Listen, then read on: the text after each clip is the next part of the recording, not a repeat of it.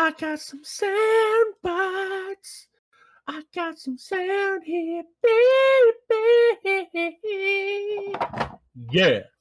Got some sound.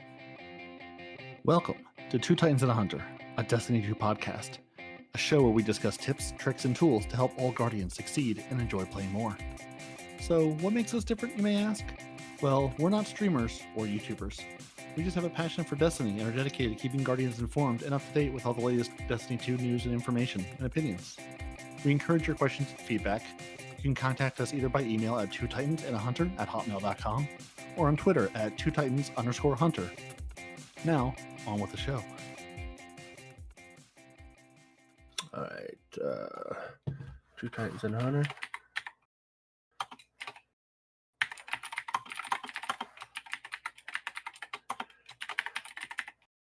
Two Titans and the Bestest Hunter, episode 111. Good number.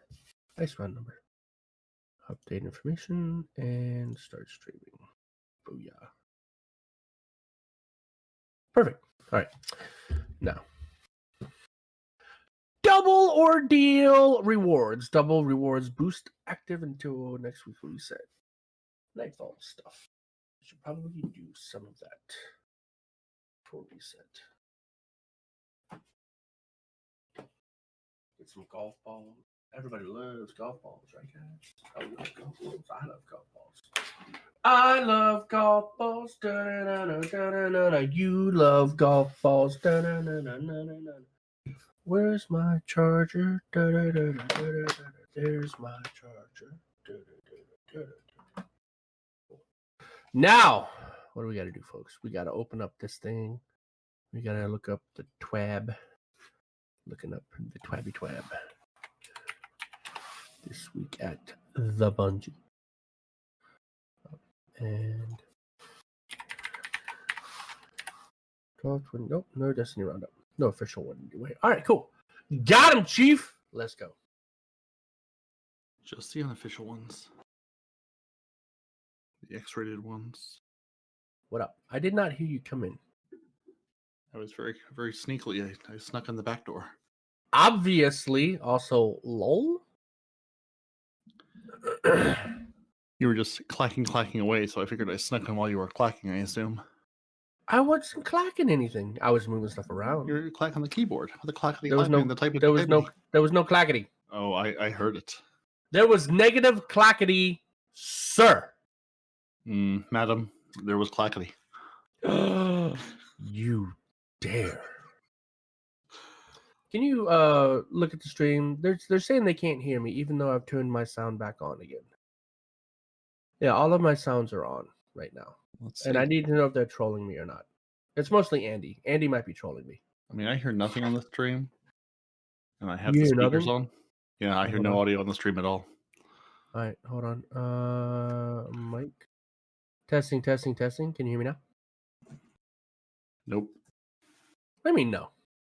I mean, I can hear you on the show on Discord, but I get nothing through my speakers. Testing. Oh, there it is. Oh, yeah, there's a lag, by the way. Yeah. Yeah, I knew there was a lag. Should have mentioned that. I knew there was a lag, but I'm used to it being a little bit like less of a lag, like there being less of a delay. Okay. Yeah, no, there's... It's easier to tell when there's like game music or something, because at least you can sort of tell what's happening when it was just game music, though. Well, it's just dead silence, and then I hear you, and then it's like back to dead silence, and I turn the speakers back off again because I hear you already. Let's do in my brain. So, okay. All right. I assume he is eating and is nearby. Who? Demon? Yeah. Why would he be eating? Because he was making breakfast. Oh, breakfast time, isn't it? Whoa, there he is. What up? Yeah, no, very good. I was just, I was gonna say we can get this show on the road. I want to make sure you were there and hadn't like wandered off to deal with the child or anything. Mm-hmm. Well, I mean, this week in Destiny, some things happened, but we told you about those last week. I suppose, Andy. So, okay, Andy, I think something's wrong on the end there, bud. Right? Because Galaxy just said, "Hey, Peroty." So obviously he can hear Peroty. Andy's not here. He's not here. That's a different show. Master Race. I can't hear you on my stream either. That's a different week and show entirely. Like right now?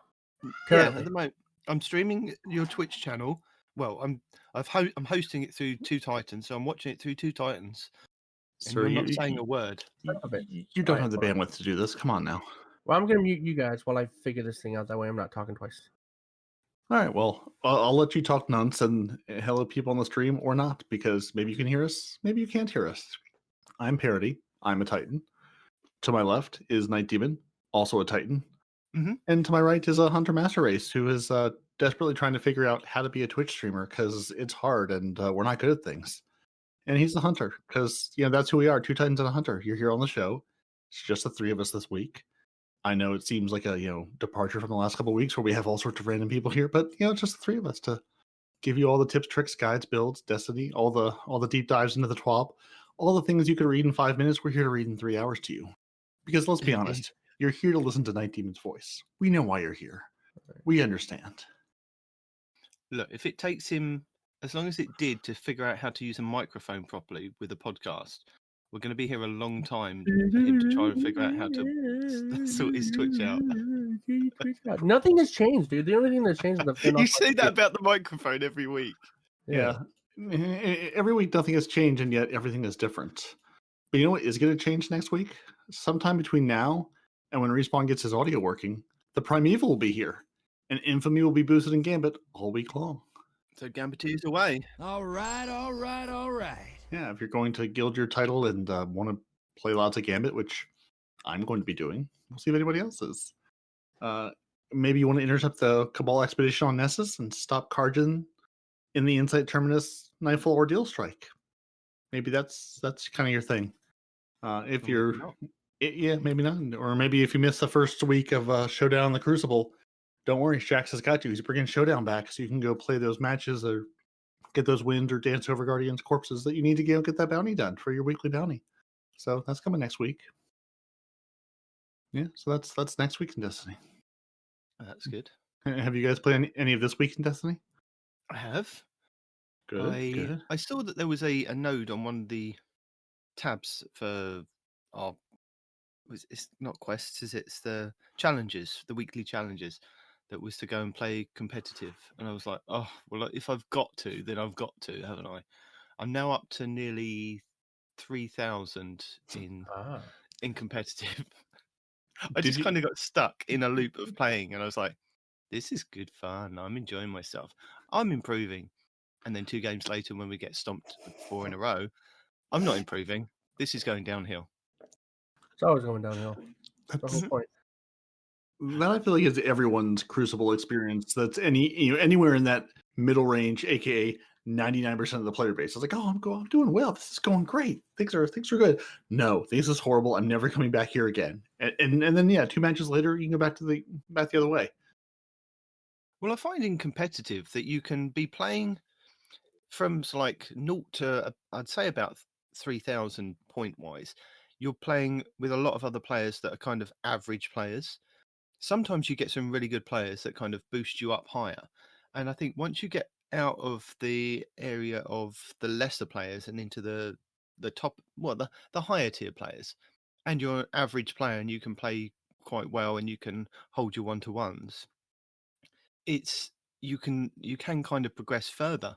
And I find that every now and then that I get those situations that I get paired with apps. I don't know why they're playing. They're like spinning around in circles. They're jumping off the edge of the map. And I'm like, why? Why? I know you have to go in competitive just to get the points, but please just play. I mean, I'd have a team of like 3 people when we start, and then just one person would disappear. And you'd be like, why, God? Why is this happening to me? Well, I just wanted to get some points in competitive and see if I can progress. But no, that person decided to leave. They were just testing. Can you hear me now? Yeah, they were just desperately trying to get out of the playlist before the game put them back in, and we're not able to. Oh, we can hear him now. I now hear Respawn coming live to us from the bottom of a deep well somewhere. Maybe he is in the deep stone crypt. Lag, by the way.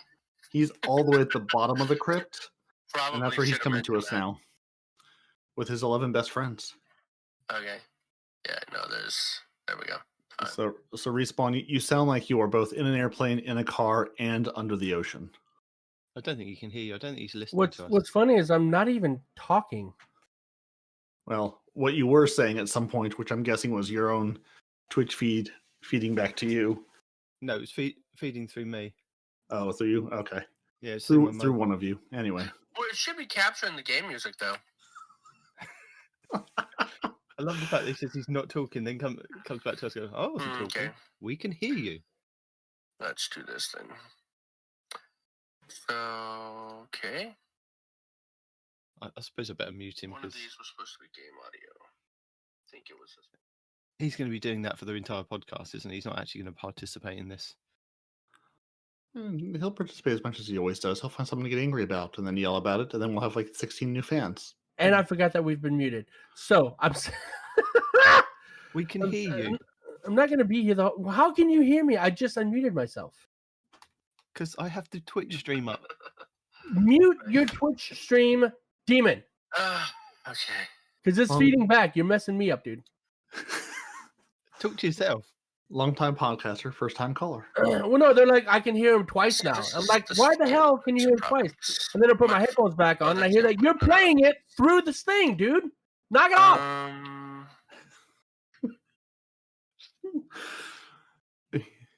This is our Tenet episode of the week, or to tell you about, Yeah. right? maybe Respawn's going to be doing this all day. Yeah, Memento? because I'm being sabotaged by Nitedemon.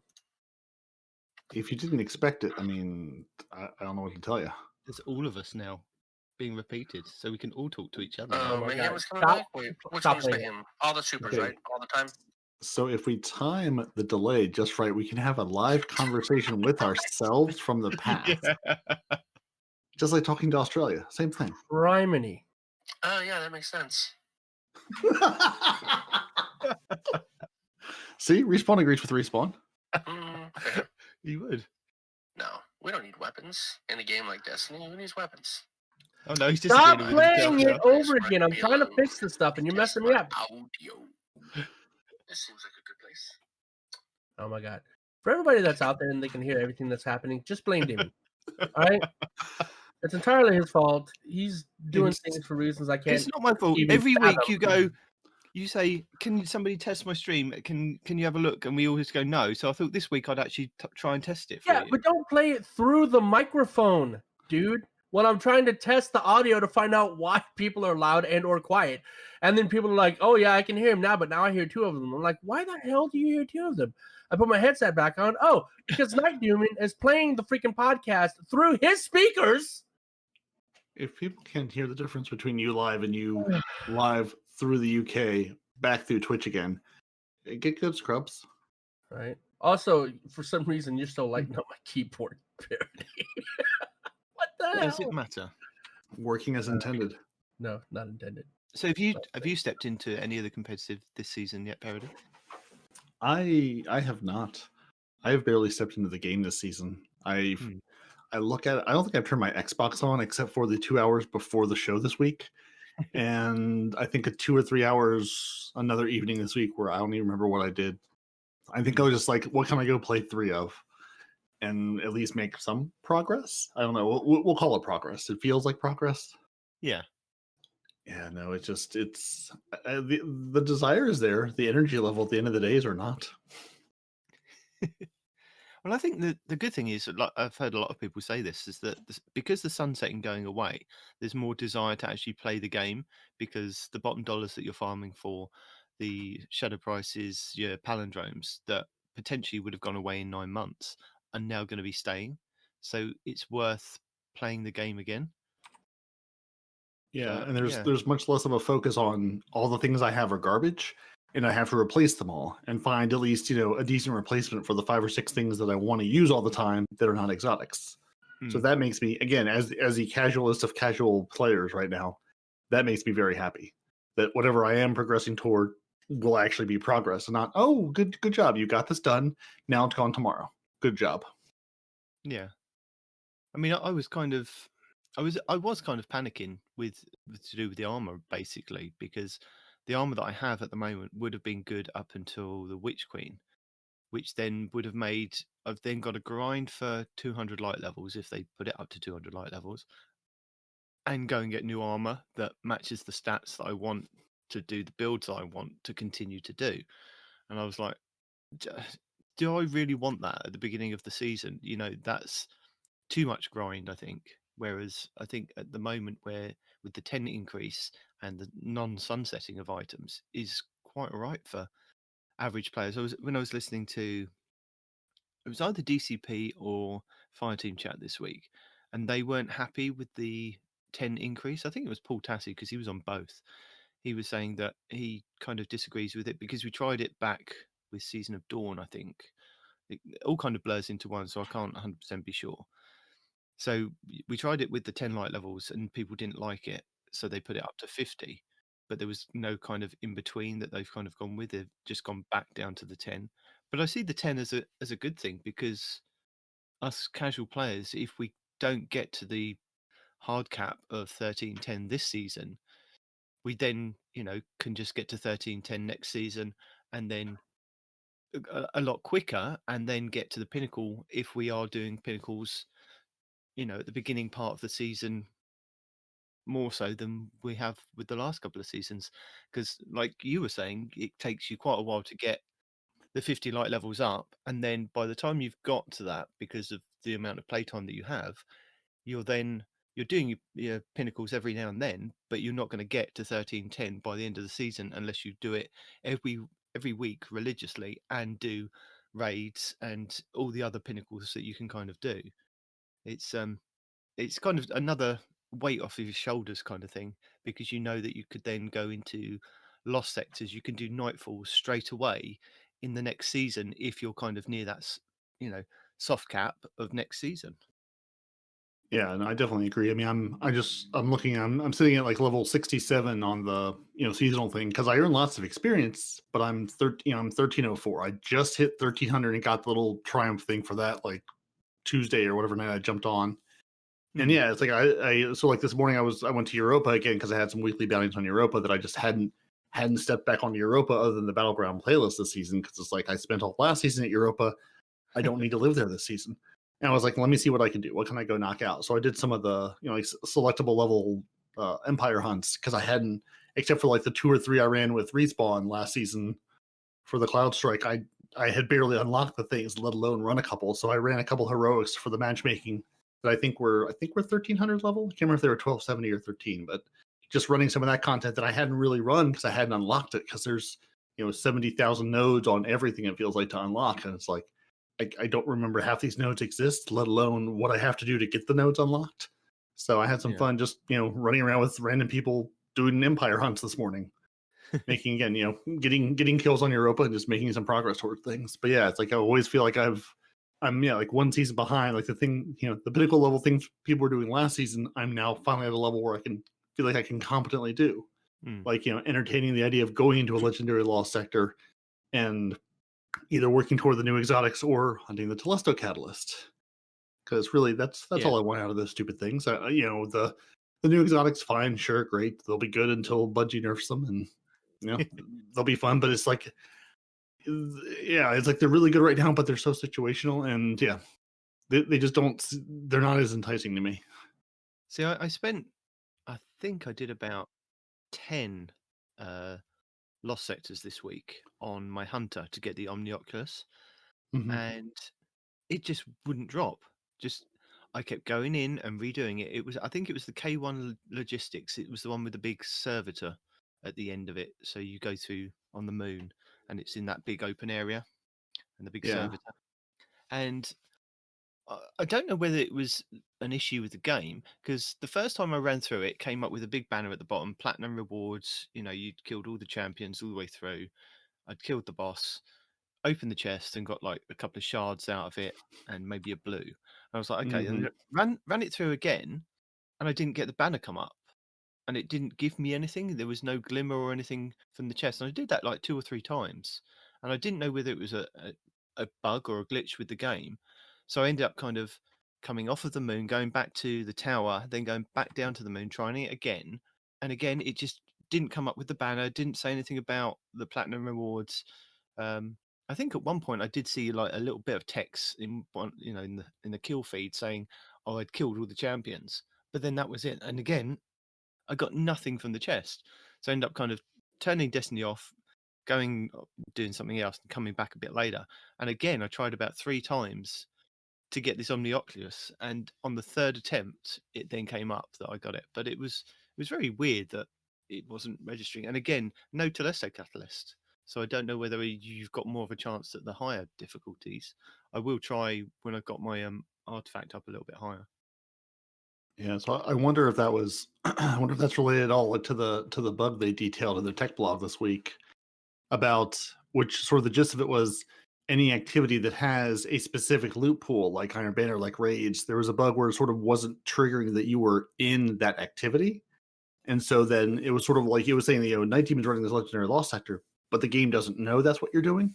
So like the loot pool for the lost sector just like would never come up, because that's why like people would get into Iron Banner and their bounties wouldn't progress, or people were getting to the end of raid encounters and just not getting a chest because the game just wasn't seeing what activity you're in. It was saying, oh, you're doing a thing, but and that's why it was random. You could be on a team of 6 in a raid or Iron Banner, and the other 5 people would get the reward and you wouldn't, because for some reason with this bug it just wouldn't see you as in that activity. So whatever little flag had to be switched to say you're in this legendary lost sector, here is a loot pool for the lost sector available to you, wasn't ever getting turned on. So you were never going to get that, and that's why the chests don't drop, the bounties don't progress, because the game sort of doesn't see you as, it sees you as running, jumping, getting kills, but not in the activity you're in.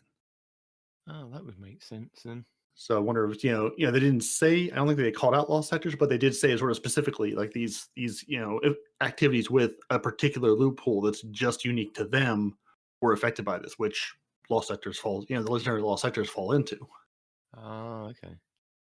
So yeah, don't know, but that was I saw the whole tech blog was interesting, and I'm not we're not going to spend a lot of time on it. It was interesting last week. They're like, we have a tech blog, and that was kind of it. And I was like, okay, I'm assuming you'll put things here. And then this week, there's a really long, in-depth write-up on basically finding this bug and how they worked with it, how they're working to fix it, and a little bit of the insight on sort of how the game works and what sort of what caused it and what solved it. So if you're halfway interested, go read it. It's linked from the TWAB. If not, just ignore it because it's fairly technical. And we can put a link in the show notes as well if you directly to it. So if you are interested in that.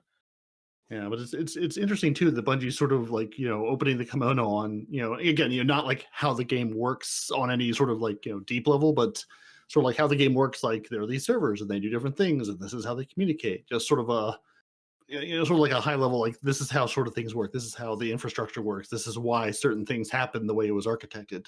Yeah, which I think it's interesting. And again, I follow no other games this closely, but it seems like they're one of the few studios that are really opening up to sort of sharing this information and just sort of putting it out there, which I'm sure helps somebody out there, especially if you're in game development, seeing this huge studio and world-class developer sort of saying, hey, here's the problems we're finding, sort of here's how we're going about solving them, here's how we're play testing and how we're trying to bug fix them. It's interesting sort of just from a process perspective, and just that they're putting this out there, which I think is just great all the way around. I mean, that's why we have a show, that's why we have a 12 each week, is they share stuff for the game. So it's neat seeing these little tidbits of how one, how complex this game is, and two, is sort of where the issues came from and all the 10,000 things that can go wrong, and why Telesto is going to continue to break it. I think you're aiming low when you say 10,000, but we'll let it slide. Oh, definitely aiming low. Speaking of Telesto breaking things, I've got a Cheese Forever video which I'll link in the show notes, showing you where they do the 12-man raid and they all use Telesto on the Garden of Salvation raid, and it literally crashes everybody's game. So I'll link that in the show notes. I mean, even he says, is this video useful? No, it's not, but it's interesting to see Telesto breaking the game. But it's fun to watch. Yeah, I love little things like that.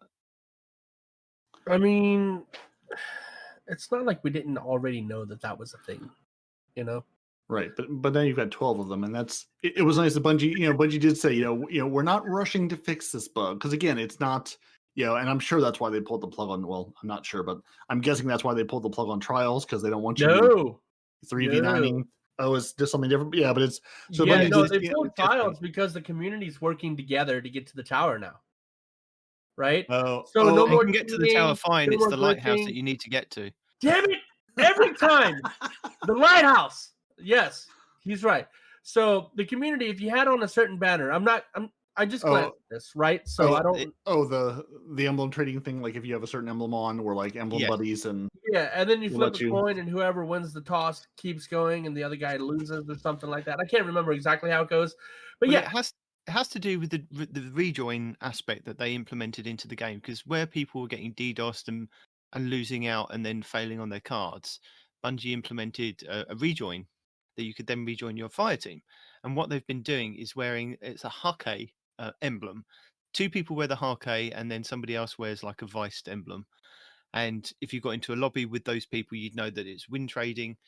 And they kind of roll a dice to actually get the game, who sees who wins, and whoever wins, the other people then swap out their characters to get losing on different accounts. And then that's how like thousands and thousands of people were getting to the lighthouse with only like 5 kills on their trials card. So Bungie have kind of gone, no, we don't like that. Although, I mean they were that's saying the only way to do it. They were saying on Fireteam chat how they don't understand that Bungie have allowed the 12-man like raids and nightfalls and things to carry on because it's not hurting the game, it's just a bit of fun. Whereas people doing the wins or the win trading aren't affecting the people that are truly going for flawless, because they will still be playing properly.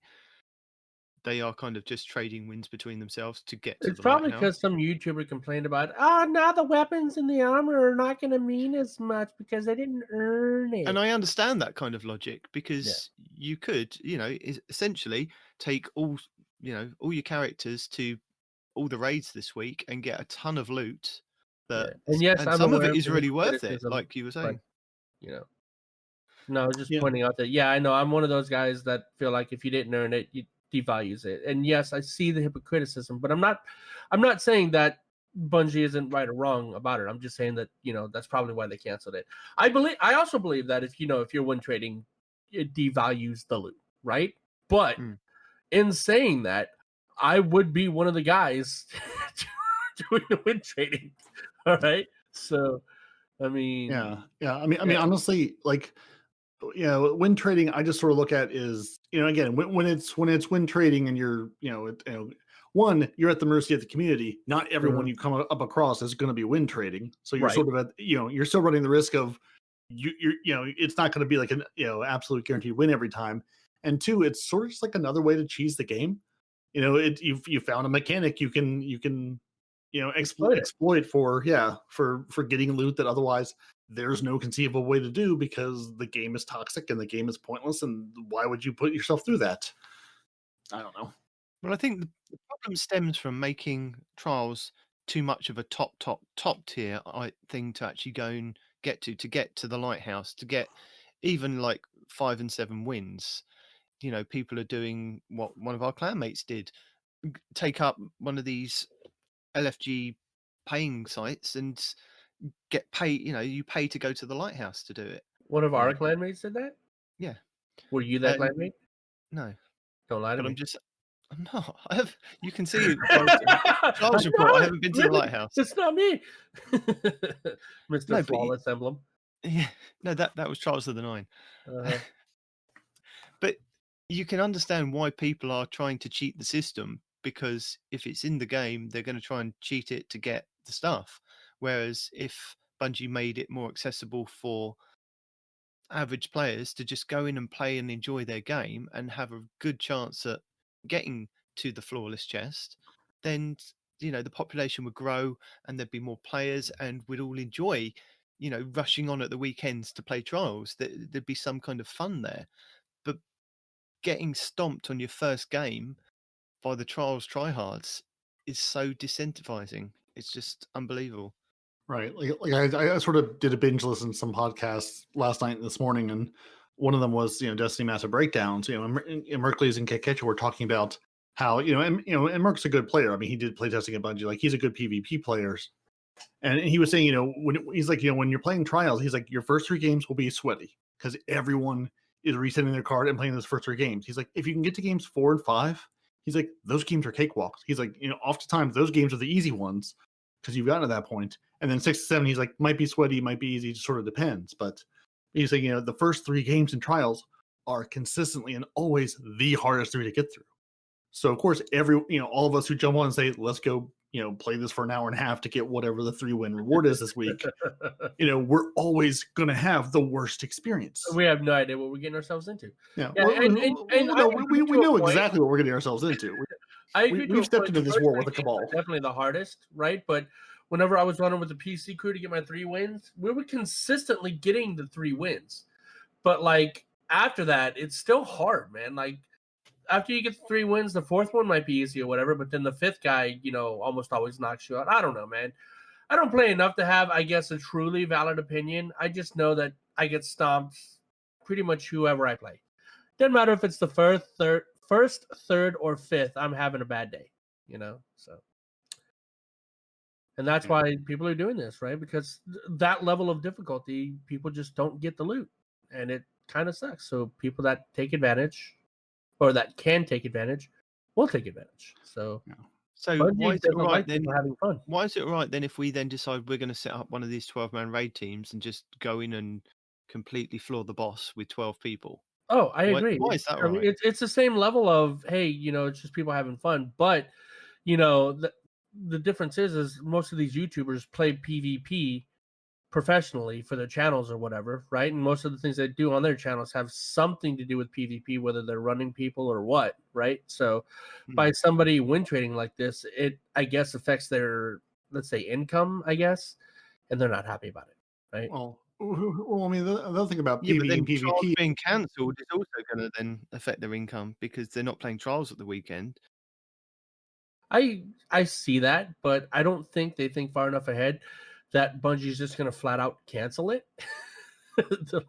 I don't know, because they were complaining about 3-peaking and emoting, so Bungie's like, all right, cool, we'll just not allow that in trials. So I guess maybe when they were complaining about the win trading or whatever, they're like, oh, well, maybe Bungie just won't let people see each other's emblems or something. Bungie did not do that. Bungie's like, oh, that's a thing? All right, trials canceled forever. There you go. So I'm thinking perhaps they bit off more than they could chew in this particular instance. I mean, not even to your question, I think that a lot of it just comes back to in PvE, there's no losers. Whether you're going down with 6 or 12, everyone gets to have a good time. Everyone's on the same team. Literally, everyone gets the reward. In PvP, someone could be on the losing end of any sort of bug, call it bug, exploit, cheese, or whatever it is. You're going to have some winners and you're going to have some losers. So, a raid where you can bring 12 people in and stomp the boss, you've introduced mayhem raiding. Everybody gets a reward. Everybody gets loot. No one's upset except for the guy who continues to not get the drop he's looking for. But in PvP, there's going to be a winning team and a losing team every single time. So it's going to make people saltier. No matter if it's pay to win trading, whatever it is. I mean, I remember going into just playing, I think it was competitive or Rumble or something at the end of the last season, and was getting messages from everyone in the lobby I walked into being like, oh, we're mountaintop win trading or mountaintop whatever, kill farming. And they would just all go run to an area, stand in a circle. And I was like, no, I don't care. I'm not on that step and I'm not interested in doing it. But it's it sort of ruins the game for anyone else. Where there was also the one, the times you walk into where, I walked in and my 2 teammates would just run to the middle of the map and just stand there and get murdered by the other team in just a regular, I don't remember what it was. It was 3v3 something, elimination or one of those, where it's clearly there was an agreement where my team was meant to throw this match, only I wasn't in on it. So I was trying to play a game of PvP and just getting destroyed by the other team, who were good to begin with, but also just, my teammates literally were not even firing the weapon. We're not putting. So you're like, oh, you're playing that game, but I'm not. And then they're like, oh, you're playing it whether you want to or not, and they still kill you. Right. Yeah. At that point, I was like, well, I'm going to at least shoot back. I'm going to get, stomped by the entire other team, rushing me. So, if I get a kill or two, I was like, I'm just here for the completions of the game. I don't, that's all I need was completions. I don't care whatever else happens. So, but yeah, it's in PvP, someone can have a bad experience. In PvE, everybody wins. Everybody has a good experience with your 12. Everybody has a bad experience. What are you talking about? Well, you know the point I'm trying to make. I do. I'm just teasing you, but yeah, exactly. I mean, and that's why people don't step into PvP. That's why people won't play trials, even for the, hey, here's a good gun you can potentially, here's a good gun you can get. The rules may suck, but the gun will be good. yeah, but at least a 12-man raid or whatever Nightfall, that's just fun for everyone, and there's no losers. So I do appreciate Bungie's like, we're not rushing to fix this. They did say they do plan on fixing it before the Grandmaster Nightfalls begin on March 16th. So you have about 10 days as we record this. So before March 16th, go forth and 12-man raid and do all the silly things, because Bungie says they will fix it on that day. Yep. Well, say, have either of one of you been in on any of those 12-man raids? I was going to do it this weekend / this week, because last week I was in Tennessee for a job and I had no time to play Destiny at all last week. So I missed out on a bunch of it already. I had a look on LFG to see if there was anybody doing it on like the Xbox LFG, and there was one guy that I came across that went, doing 12-man raid attempt, need 2 people that know what they're doing. It's like, what do you mean need 2 people? Why don't you just get one other person that knows what they're doing and then you can help them do it? Why does it need 2 other people? Right. That know? It's just 2 people that need to know what they're doing. Because LFG logic, that's why. Yeah, it just made me laugh. I thought, obviously, I'm not going to join that one. Know what to do. Be like, know what to do as far as getting the glitch to work, or know what to do as far as the raid, because one of those does not matter. Yeah, right? Yeah. Yeah. I asked because Fusco sent me a message earlier this week. He's like, got a video for you. 12-man raid. Which is just, nice. Deep Stone Crypt 12-man is as chaotic and insane as you would think. So it's just I would think DSC would make 12-man would be so much easier, though. Like, on a lot of levels. Well, yeah, I mean, it is. That's what I'm saying. Like, Titans, go. Did they all use Thunder Crash Titans? Is that what you said?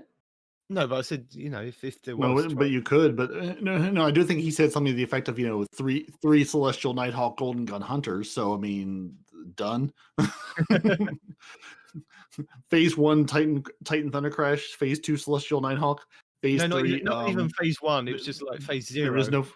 Yeah, well, I was like, Phase 2, if you need one. Phase 3, Warlocks can just sit and read books in the background, I guess, because there's nothing left at that point. At that point in time, you don't even need the Warlocks. Just 6 Titans, 6 Hunters, right? Boss 1, U6, do your Thunder Crash. Boss 2, us 6 will do Golden Gun, right? Or just 12 Golden Guns. I'd like to see something like that. Just you hear all at the same time. And your console just melts at that point. Like the entire thing just turns into fire. That's why you play PC.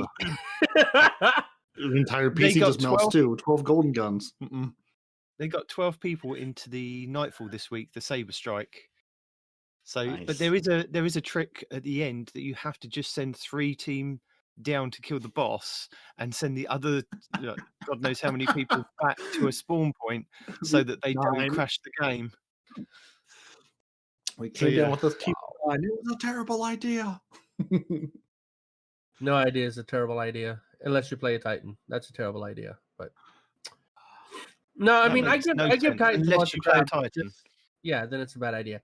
Yeah, but no, I was just about to say before you interrupted me. I know I mess with Titans a lot, right? But with this new update and the Thunder Crash, oof, dude, y'all are in a good spot this season, aren't you? For now, until we get nerfed. Very good spot. Yeah, I mean, yeah. No, you'll get nerfed in about as long as it took them to nerf your one-eyed mask. So you might be good for the next year or two. For the people that have gotten the exotic, have the exotic, and use the exotic, yes. For the rest of us who go Legendary Lost Sector, I'll get there one of these days. Yep. Anyway, so yeah, that's a thing. And have we even got into the TWAB this week? No. Yeah. No, we have. We talked about the tech blog of the 12-man. No, and now we're at International Women's Day.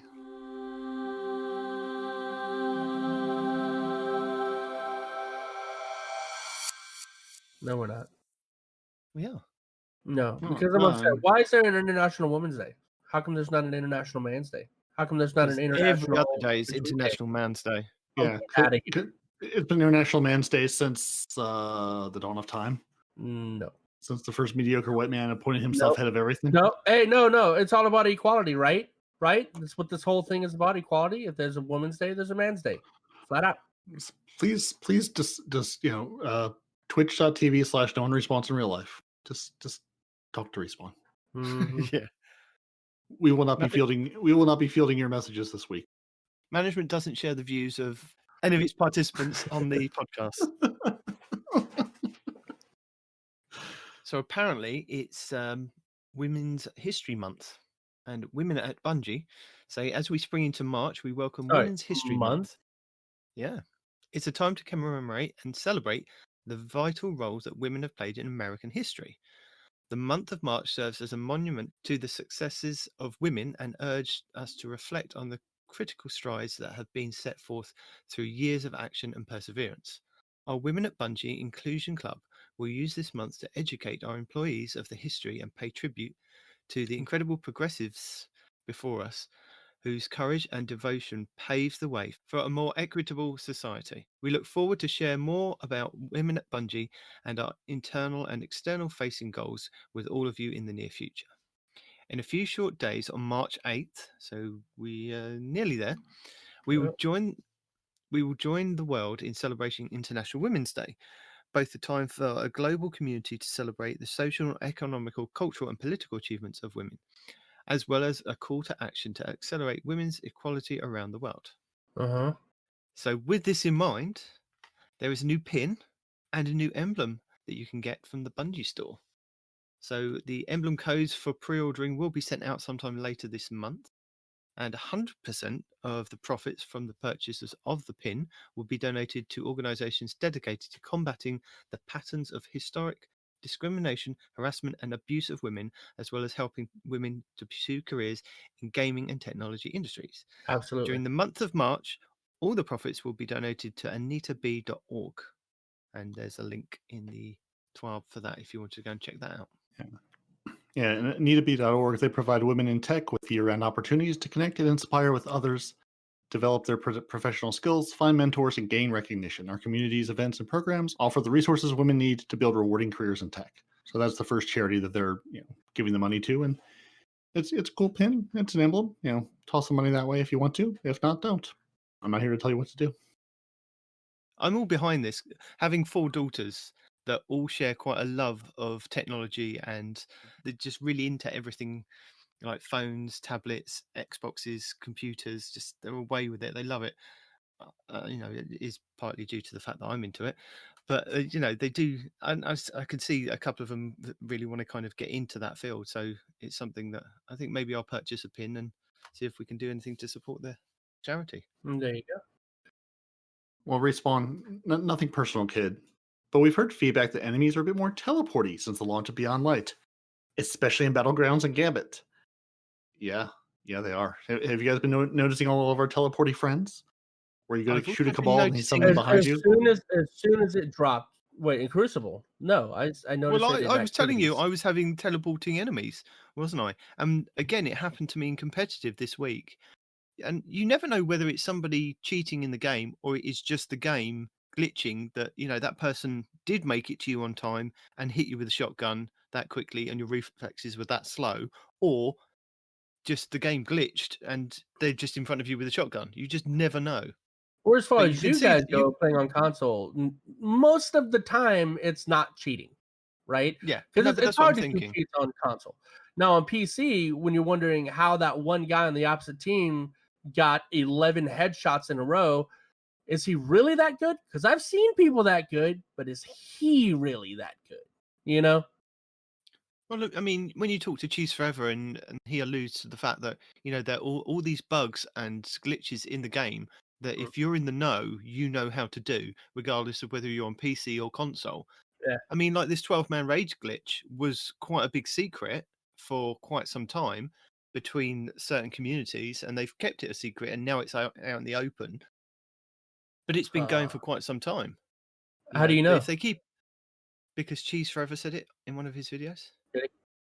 Because all this stuff before it comes to light, like a lot of this stuff is kept under wraps. And like Cheese had said, I think when he was on the show, whatever episode that was, go look at our back catalog, that easily, some stuff, they'll find in the game or, they'll get reported and test. They won't put out publicly because it is something major or game breaking or game crashing. And it's like, this could hurt the game and hurt people. Like they'll report it to Bungie, or at least, do their best to report it to Bungie before making any kind of public. So I'm sure there's tons of stuff out there that is being exploited. That's either not widely known, or things like the raid. I'm sure the 12-man raid encounters were showing up in the Bungie post-game carnage reports, but they're going, okay, it's 0.001% of completions. This is happening. It's not a huge deal. Now that it's widely known, it's still probably not a huge number, but there's it's not a big enough thing to address and take action on until it sort of bubbles up into the mainstream where everybody is doing it. Yeah. So there are a lot of things that they do keep under their hats even for themselves, and I'm betting a bit like they did with Salvation's Breach, that grenade launcher, where they let one of the versions out that you could then glitch through the walls to go in the Deepstone Crypt, didn't they? And Golgoroth and that, where you could breach backwards through the wall using that ice grenade launcher.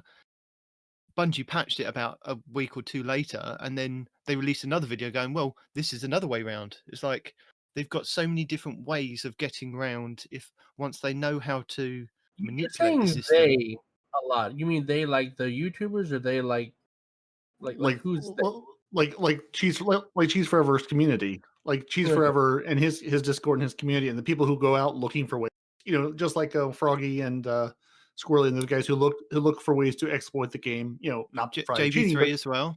Yeah, but people who look for ways to exploit the game in the game. There's a very active community who go out and look for these things. Yeah, they say, well, Bungie fixed this one aspect, but didn't fix the underlying problem of you can still do the same glitch just a different way, or with a different weapon, or with a different tactic slightly, or from a different spot in the map. There's a whole community out there, just like there's a speedrunner community and a PvP community. There's also the player versus map or the bug hunter community, or glitch hunter, cheese hunter, whatever you want to call them. And I'm betting that even when this gets patched, this 12-man glitch, because they want to patch it for the Grandmaster Nightfalls, I could bet my bottom dollar that, even though if I had a dollar, that they have another way around it somewhere. These guys have got some other way around that they haven't posted, they haven't made public as yet, because they're waiting for Bungie to patch this version to then go, oh, there you go, the Grandmasters, and then they'll go, well, okay, there's this version that you haven't patched, Bungie. We can now do it quick, get on it now before they patch it. You can all get the the top tier, the adept weapons from the Grandmasters. So you're saying that they just holding on to it for content, or holding on to it for themselves, or for what? Maybe both. I Yeah, mean, why not both? That glitch that they did for the invulnerable glitch that Squirrely and JB3 and Cheese last year, where you could kind of hunt and dodge and do all those emotes to be invincible, that they held on for. It was the pocket yeet glitch, wasn't it? They held on to that for like 6 months to a year before they actually made it public. It was something that they found in the game, literally, I think, when Forsaken dropped, and they just held on to it. So there are things that they know that they're just not going to share with the community until it's necessary to share with the community, or not even at all. Like Cheese will, if he finds something really game breaking. I was going to say, even Cheese has said many times that he's found proper game breaking glitches, and he's done the game breaking glitch and sent videos to the Bungie devs and said, this breaks your game. Only like 2 or 3 people know about this, so I'm letting you know now. So things do get fixed on on the down low kind of thing. So let me ask you this as an opinion, right? Let's say you guys had a YouTuber. I'm not saying Cheese. I don't know who else is out there, right? But you had a YouTuber that knew all kinds of like in-game stuff, right? And he shares it with you as a community, whatever. Yeah. And he shares it with you as a community, right? And then you find out that he knew about something like, I don't know, a 12-man raid or a 6-man nightfall or something like that would have benefited you as like a player that has a hard time doing whatever activity a long time ago, and he's just kind of hung on to it for himself, not telling anybody. Now, that being the case, would you be upset at said YouTuber for hanging on to it for so long when it could have helped you forever ago? Or what? No, I'm not upset. They've put the time and effort in to find that glitch and do other things to work on it. Their whole community is about glitches and in the game and whatnot. And if they held on to it without telling you, right? You're the community that watches him very specifically for these reasons, or her, or whatever. The moment, well, that's the thing though. It's like the moment you put it out there, the clock starts on it getting fixed. The moment you put something out, to your YouTube community versus your Discord or versus your buddies on, whatever Xbox or PlayStation, whatever, the moment that goes wide and goes public, the counter starts for Bungie patching it. And Right. maybe it's a quick patch, maybe it's a slow patch. So you can either have a thing and enjoy it and play with it for a while with the people that you know and you play with, or you put it out there and Bungie says we're going to patch this in 2 weeks and now it's dead. Yeah, but the thing is, for you to be able to use it, right? Your crew, your whatever, right? If you were a part of said crew, like, some guy who you watch specifically for game glitches, and he's held on to this game glitch for months, years, whatever, and he only tells you after other people have started mentioning it, and it's like, yo, I could have known this forever ago, and you've just kind of been hanging on to it, taking advantage without telling the people that watch you to know about these exact things. I have no, Yeah, and like yeah. I didn't do the work. I didn't get the thing. That's fair. I could have found it like they did. I didn't. I'm not going to be mad about that. I'm going to say, yeah, would I have loved to know about this and do things when I had more time to play? Sure. Am I going to be like angry at someone who found this and publicized it and told me about it? Angry might have No. been a strong. Let's retract angry. Would you have been annoyed, upset, whatever? Maybe not angry, but I'm watching this guy because hey, I like to be able to do things in the game to help me out one way or another, and you've been hanging on to this little gem for 6 months. I would be annoyed in that, oh, I wish I had known that kind of way, but I wouldn't be like, oh, he kept this from me. Oh, how could he have held this from me? Like, yeah, I'd be annoyed. I'd be annoyed in that. I'd be annoyed like, oh, well, would have been cool to know. Too bad I didn't. Oh well. Just like all, I see a lot of these things, and I'm like, yeah, I could have soloed the Eater of Worlds and for Telesto Catalyst chances back in the day. I didn't. I mean, some of it's just I'm never going to do half this stuff. I watch these glitches and say, yeah, if you do these 15 emotes and do this and do that, you can get this. I'm like, yeah, but why? I mean, some of it's not worth the time to go and do. Yeah, I mean, would I be annoyed that I didn't know about it? Sure. In the same way that like I'm annoyed that people have more money than I do, but I wouldn't be like, oh, this guy kept it from me. How dare he? Because it's my right to know or something. No, like no. I mean, because again, the moment you tell people, somebody makes a video, someone tells someone who makes a video, it gets out on Reddit into the community or whatever, or through YouTube, and then again, the clock starts on it dying. So yeah, no. If I knew a thing that broke the game, I'd keep it to myself too. Maybe I'd be like, it broke the game in a way that was beneficial, not that like crashed it for everybody, a la Telesto. Yeah, no, I totally get that. But if you're a host of a community that your job is to tell them these kinds of things and you don't, I'm not if your channel is based on something exactly like that, then there's community in that, like people you hang out with on your Discord, and there's community in that the whatever YouTube followers you have on. I'd say one of those is a community, and one of those is just people who watch you, which is a community, but not like to the same level. Like you guys. You guys and the people I play with are my, community. The people who listen to the show, I don't know who they are. I'm sure they're lovely human beings, most of them, except for Respawn. No, like it's like there's people out there in the world. I don't listen to it. So, yeah, so there we go. Yeah, it's like there's a community of people who and then there's just and I'm not trying to disparage viewers, watchers, subscribers, whatever. But it's like it's like if I knew a thing, I'd tell you guys, I'd tell Pan, I'd tell people I play with and know.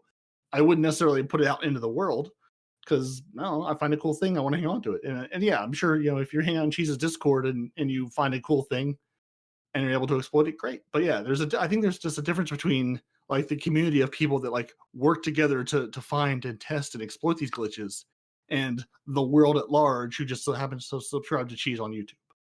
Hmm.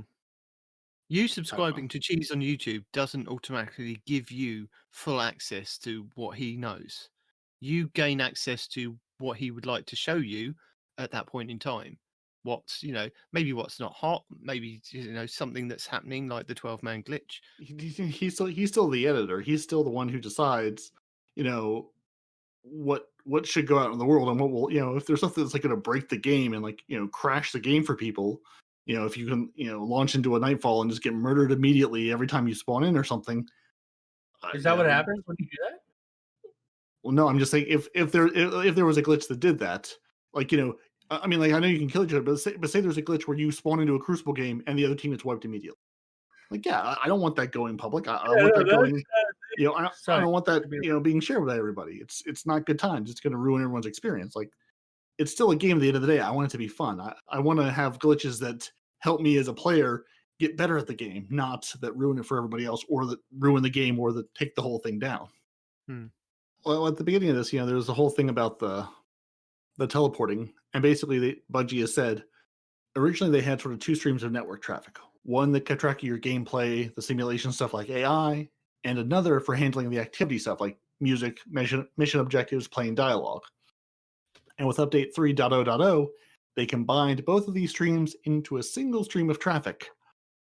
So, and they're saying basically the gist of it is we took these two roads, we put them on one big road, but the big road wasn't big enough. So they merged 12. They merged 12 lanes of traffic down into 4 lanes, and they were like, for some reason there's a lot of backups. No. I mean that's and that's the analogy they use. When you close one highway and plan to have one wider highway handle all the cars, unfortunately, we underestimated how much additional traffic there would be and need to do some additional work to add more lanes. So basically, they said, they said we're going to take these 4 lanes over here, these 4 lanes over here. We'll say 6 lanes should be able to handle that, right? We'll merge 8 lanes into 6. Yeah, no, that didn't work out. So basically, that's what they're saying is the teleporting is basically you're dropping frames, you're dropping activity. It's like listening to streaming music or trying to watch something on YouTube or Netflix out in the country with terrible internet. Is it stops and buffers? That's basically what we're getting with the enemies. Is the game guy says, "Oh, the Cabal guy's over here. Oh, now he's over here. Now he's over here. And now he's over here." Instead of him moving toward you in a nice running pattern, he hops all over the place because the game goes, "Oh, here's it's like moments in time where he was not." And that is notorious and has been notorious since day one in the DSC, right?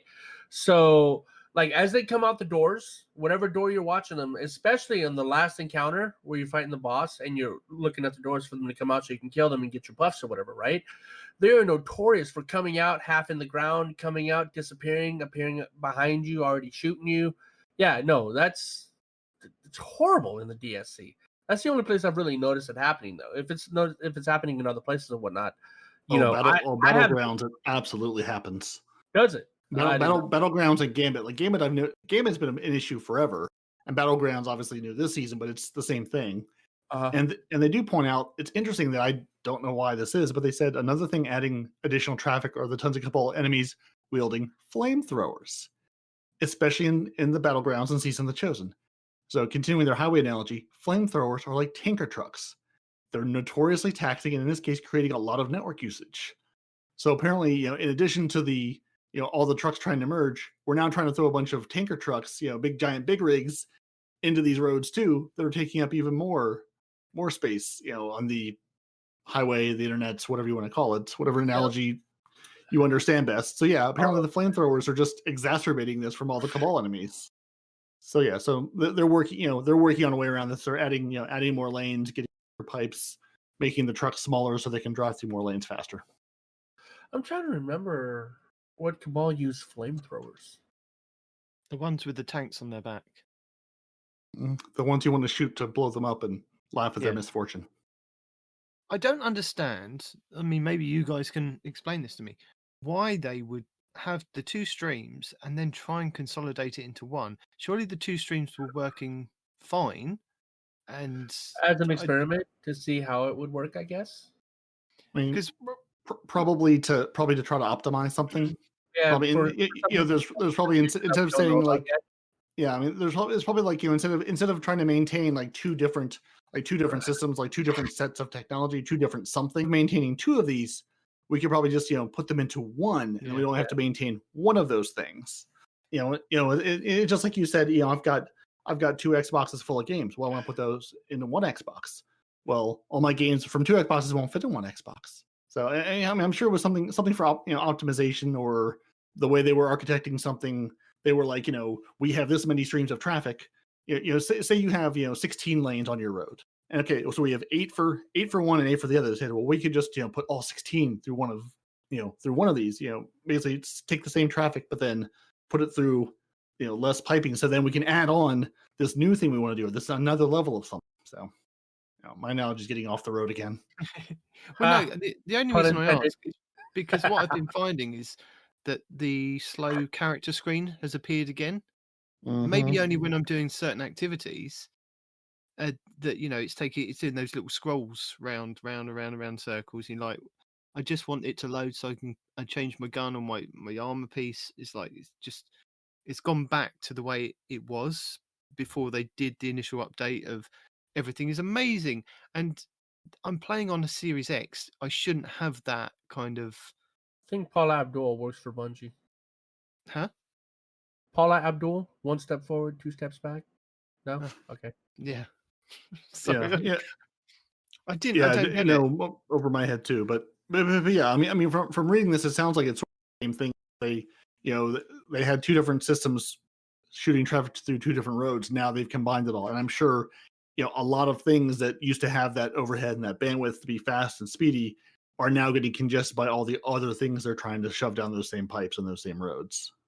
But I thought the reason why we had that initial update is they went, well, the UI is going to be, freed up so that you can, when you click on your character screen, you're not going to be sitting there waiting for like a couple of seconds for it to load all your weapons. It's just going to be there. Yeah, and now they've gone back on that. I don't understand it. I really don't. Just kidding. I don't think they went back. I think they tried to change something, and it didn't work as intended.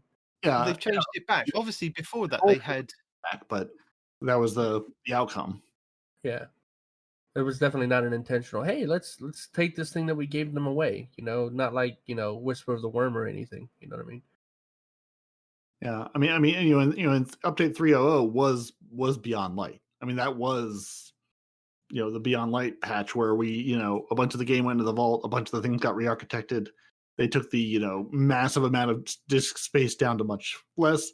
There was a huge undertaking, and I'm sure changes under the hood that it's not entirely surprising that something we did to massively re-architect things didn't work as as we had planned 4 months later. Or we're running into things that we didn't know we'd see because hadn't done it yet. Yeah. So moving on, there was a deep dive this week with the Deepstone Crypt. Have you guys had a chance to have a look at it yet? The reading or the video? The video. Nope. I didn't know it was a thing until I started reading. I got the thing. We went over this last week on the podcast that there was going to be a live stream. Yeah. You were on the podcast last week, though. Yes, you were on the podcast last week. Yeah, but last week. Respawn. Remember, he's like an exo. His brain gets wiped every week. He has no idea what's happened in the past. It's not even every week, dude. No, I am the definition. Right? You look up in the dictionary, out of sight, out of mind. It is me. Okay. I am the definition of out of sight, out of mind. Unless I'm actively doing it or I am actively keeping it in the forefront of my mind, it will go away. 100%. Okay. There was a live stream last week. You can catch up on it on the twitch.tv Bungie something whatever. Yeah, I think twitch.tv/Bungie, and they went youtube.com/Bungie as well. So it's up there. I got as far as I set the reminder on YouTube, and I saw the reminder on YouTube, and then I was in a meeting for the next 3 hours and was like, that's just not going to happen. So I was at least aware of it because I got smart and I set the reminder and then couldn't follow through on it and haven't had time to look at it because I haven't seen most of the raid anyway. But I'm sure it was a good deep dive. Did you watch it? You haven't seen most of the raid, so you've done some of the raid? No, I haven't. I haven't watched. I didn't watch the deep dive because I haven't done the raid yet, and I didn't want to kind of spoil it for myself. Because I'm still thinking that if I do it at some point, guys, if I do it with Respawn when we do the crossplay, I'm waiting till crossplay. I'm waiting till season 15. Are you really? Yeah, I can't be. Is it even going to be around then? Like legit asking question, not being. Yeah, it's going to be around. I mean, yeah, I mean, they're not going to vault it quite yet.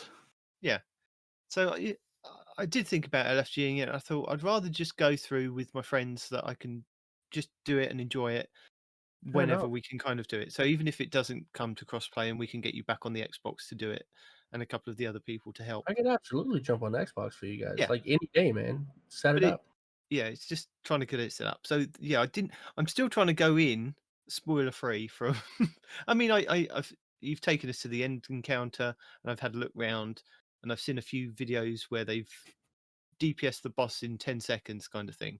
But going through and actually playing it and going through the mechanics and seeing all the different spaces, I haven't actually kind of taken all of that in. I know there's a space station involved, which then affected Europa, but apart from little things, I've kind of tried to keep away from it at the moment. Anyway, see, they talk about meteorites and this and that and the other, right? Never mind. I'm not going to spoil it. But just know that the space station should do a lot more than what it does to Europa. Full disclosure. Half disclosure. Semi-disclosure. I feel disclosed. I'm talking of closed. Well, we're not talking about clothes, but yes. I don't know what we're talking about. We are rapidly approaching spring, but already plans are in the works for Festival of the Lost later this year. Bungie are excited to share a preview of 2 concepts that they have for Eververse, underlined Eververse, which can be purchased for silver or earning bright dust. There's only Check one. them out below. We either have movie monsters versus dinosaurs.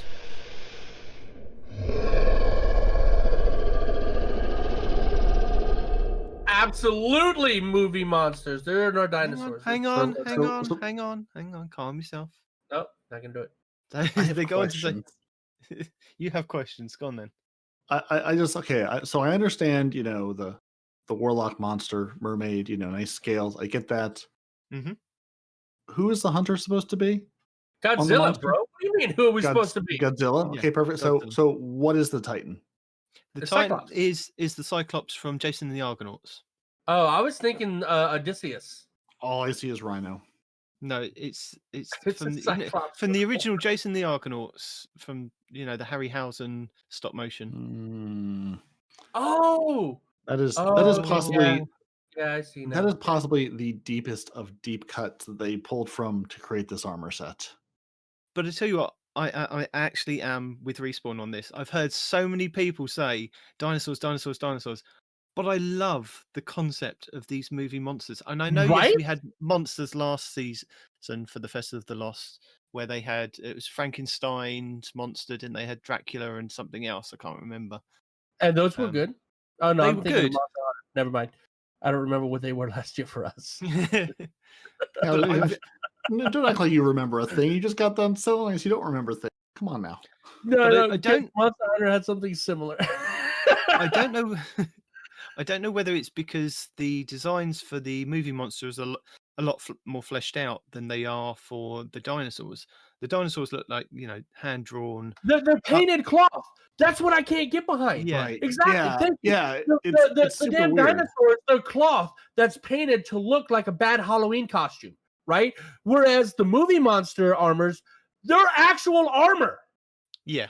Yeah, so it kind of feels like they've made their decision, because one is, the movie monsters, here's the rendered armor, and the dinosaurs is kind of like, we should give them a second option. Quick, let's do some illustrations real quick. It'd be fine. Yeah. And everyone's like, but the hunter can be a raptor. It's like, it's a very bad raptor. The only thing good on the hunter armor is the headpiece, which I'm not entirely sure about the little head cloak they've got on there. And, it'd be the boots. Cloak, won't it? Yeah. So if you don't put the cloak on, you'll have the bottom jaw on your helmet, and that's it. Yeah. That's going to look weird. It's going to look absolutely dumb, right? And everything on the hunter looks like it's been painted, right? I mean, I feel like my hunter went to the daggum Halloween store. What's that called? The Spirit store, right? Spirit Halloween, and bought his costume with that, right? Yeah. It's like, this is not suited for combat. This is cloth that he gave his 4-year-old son to turn into a costume. That's all that is. This is not armor. Now, the Titan, you actually kind of look like you have armor, right?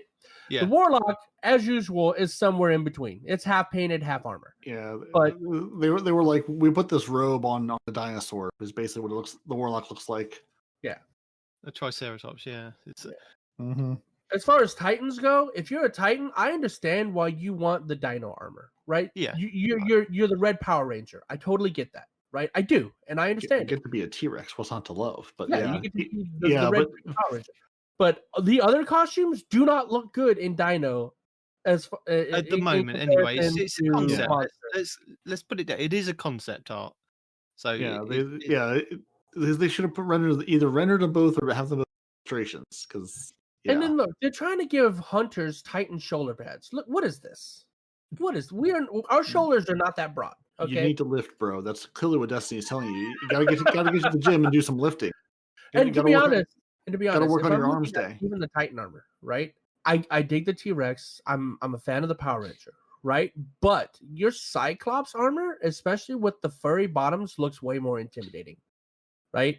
Like if I was a Titan, I'd be like, okay, one of them looks cool, the other one looks cool and scary. So even if I was a Titan, I'd go monster, right? The only thing that would sway me is if I was a Warlock main. The Triceratops visually looks better than a mermaid. Sorry. You look like the Loch Ness Monster, and I totally get that, right? So definitely Triceratops over Loch Ness Monster. But the other armors look better in monster form than they do Dino. I'm sorry. I really do enjoy the monster one. You know, nothing taken away from the dinosaur set. I understand the dinosaur set, but I think maybe the voting should have done on Eververse. Maybe if it had got you'd put both of these in the Eververse store, and you know people just vote with their silver or bright dust rather than having to do. Yeah, but then they had to code both of them, and clearly they've done one of them and not the others, so it's going to be monsters. Yeah. And for all those that are wondering, we do in fact have another Guardian Games coming up. So, yay! And although really you should at least read the TWAB this week long enough to look at these pictures and then go click the link below the pictures and go vote in the survey. I'm voting right now because voting is open for I'll say voting is open for the next 2 days, so it expires on Monday. You might hear the show by the time it closes, and if not, then you won't. But that's why you should read the TWAB and not always wait for us to tell you about it. You miss an important moment to have your voice heard. Yeah, surely they should have left this open for a good couple of weeks for people to vote. Surely it's not that pressing to get this vote done in 1 week. Or not even 1 week. The TWAB came out a couple of days ago. So it's not even a week's worth of voting. Yeah, but it takes time to design and render these costumes in game, dude. Right, yeah, I was just saying. I'm saying an extra week shaving off the time. Yo, have you ever rendered anything? It can take a week depending on what you're doing, especially depending on how big whatever you're rendering it into. Yeah, I get that. I do get that. Yeah, but Bungie should have put this out to us to vote on, like, a little bit further out. Yeah, a little further out if you need the time to build it. And honestly, again, looking at the renders, it feels like they've made their decision. Yeah, it doesn't help when you've got DMG changing his name on Twitter to hashtag Team Dino. It really doesn't, because I think that's just biasness. Did he really? But vote in secret, I think. Oh my god, you don't like DMG even more now.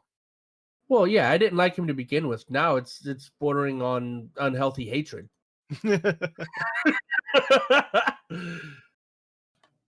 So moving on, we have some more Prime Gaming available.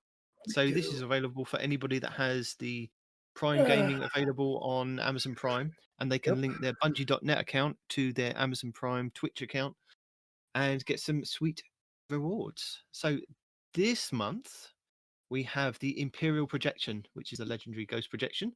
I think it's the first time we've had a projection, isn't it? I don't know. I don't think it is, but I can't remember a specific example to argue with you. So you might be right. The 6-shooter exotic emote, and this, I believe, was back from beginning of Destiny 2. I think this is one of the first exotic emotes that you could get, where you kind of fire invisible gun at all the bottles along a line. Mm-hmm. You can also get the exotic sparrow, the warrior steed, and the exotic ship, the Overraptor.